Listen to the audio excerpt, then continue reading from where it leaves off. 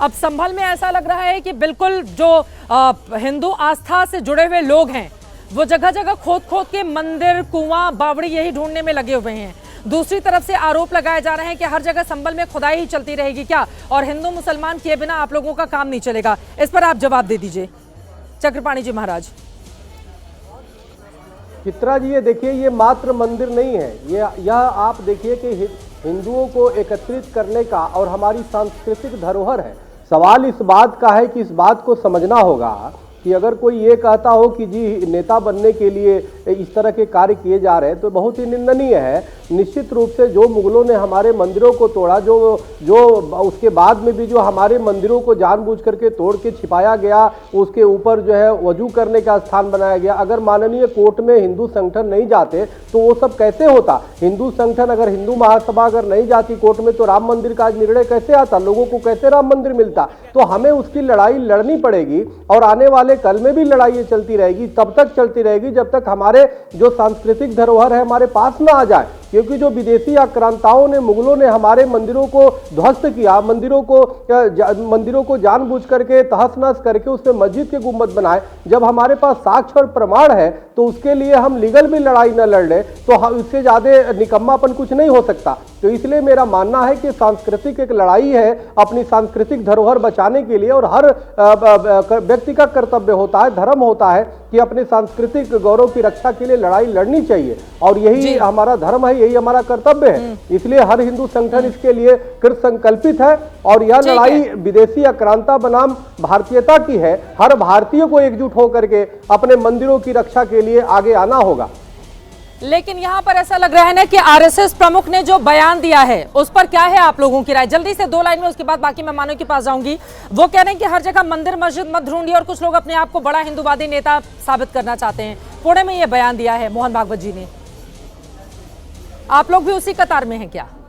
नहीं, मोहन भागवत जी की किन परिस्थितियों, नहीं, मोहन भागवत जी संघ प्रमुख ने किस दबाव में बयान दिया है, वो या तो उनके उम्र का प्रभाव है या तो जो है जिहादियों का प्रभाव हो सकता है। लेकिन कोई भी हिंदू संगठन अगर जो राम मंदिर या किसी भी मंदिर के लिए लड़ाई लड़ता है और उसको ये कहना कि ये नेता हिंदू नेता बनना चाहता है, इससे छोटी सोच कुछ नहीं हो सकती। और हर हिंदू का एक कर्तव्य है कि अपने मंदिरों की जो धरोहर है उसको बचाने के लिए अंतिम सांस तक लड़ाई लड़ना चाहिए।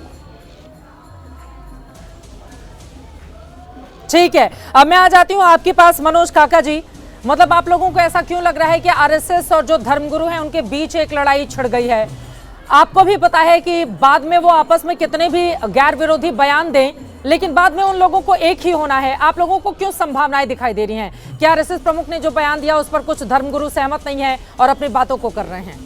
आप लोग भी उनकी आपदा में अपने लिए अवसर तलाश रहे हैं क्या, मनोज काका जी?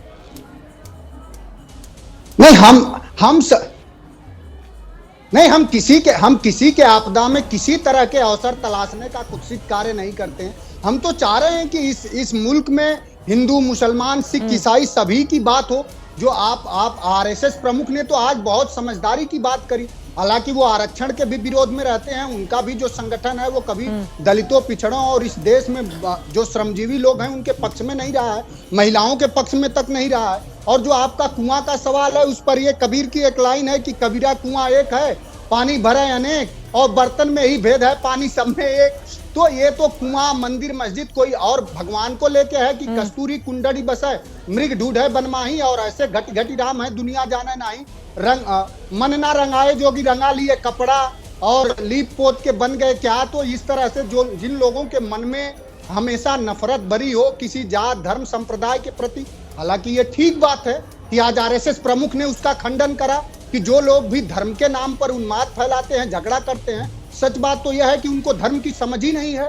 तो आरएसएस प्रमुख ने आज कम से कम एक ठीक बात कही। हमारे जो नेता ने बात कहा है, जो सरकार चुनी गई है, चाहे जो मुख्यमंत्री हैं योगी आदित्यनाथ जी, मैं खत्म कर रहा हूँ, वो कुछ संविधान की किताब का शपथ लेके नहीं है योगी मुख्यमंत्री। वो संविधान, किसी धार्मिक किताब का शपथ लेके नहीं है, संविधान की शपथ लिया। वो ये कहे हैं कि हम भारत की एकता, अखंडता अछूट रखेंगे। ठीक है, मैं आ रही हूँ आपके पास। ठीक है, हमारे पास और भी मेहमान हैं, मस्जिद के नाम पर उनके पास मैं जाऊंगी, लेकिन देवकी नंदन ठाकुर जी हमारे साथ कथावाचक इस वक्त जुड़ चुके हैं। आपने बड़ी बात कही है, ठीक है, आप अपनी बात पूरी कर लें, अपनी बात पूरी कर लें, अपनी बात पूरी कर लें। फोन करें, क्योंकि पूरे देश में धार्मिक उन्माद का अगर इस समय कोई उदाहरण है तो योगी आदित्यनाथ जी हैं। नहीं, मैं ये कह रहा हूं कि पूरे हाँ, देश में ठीक है, अब मैं सीधे आपके पास आते हुए सबसे ज्यादा हाँ। संभल में जो 5 बच्चे मर गए, क्या वो मानव नहीं थे? क्या वो हमारे नागरिक नहीं थे? उनके प्रति मर्माहत कौन होगा? और हाँ। भगवान हर जगह मिले, उसकी हाँ। हमको भी खुशी है, सबको खुशी होगी। लेकिन कुछ लोग जो सिर्फ सरकारी संरक्षण में उन्माद ठीक है। फैलाना चाहते हैं, ये देश में गरीबी कितना है, भुखमरी कितना है, आरक्षण हाँ। किस तरह खत्म किया जा रहा है, बाबा साहब जैसे विद्वान को अब शब्दों से नवाजा जा रहा है, उस पर बात तो कर नहीं पाएंगे, क्योंकि वो धर्म के नाम पर धंधा चलाते हैं। वो जीवन में एक हिंदू को दवा नहीं दिला पाएंगे, एक हिंदू को नौकरी नहीं ठीक है। दिला पाएंगे, संगीत किसी को रागी जी, एक यूनिट ब्लड संगीत तक रागी नहीं जी। देते हैं, सिर्फ ठीक है, कुर्ता पहन ठीक के है। पहना।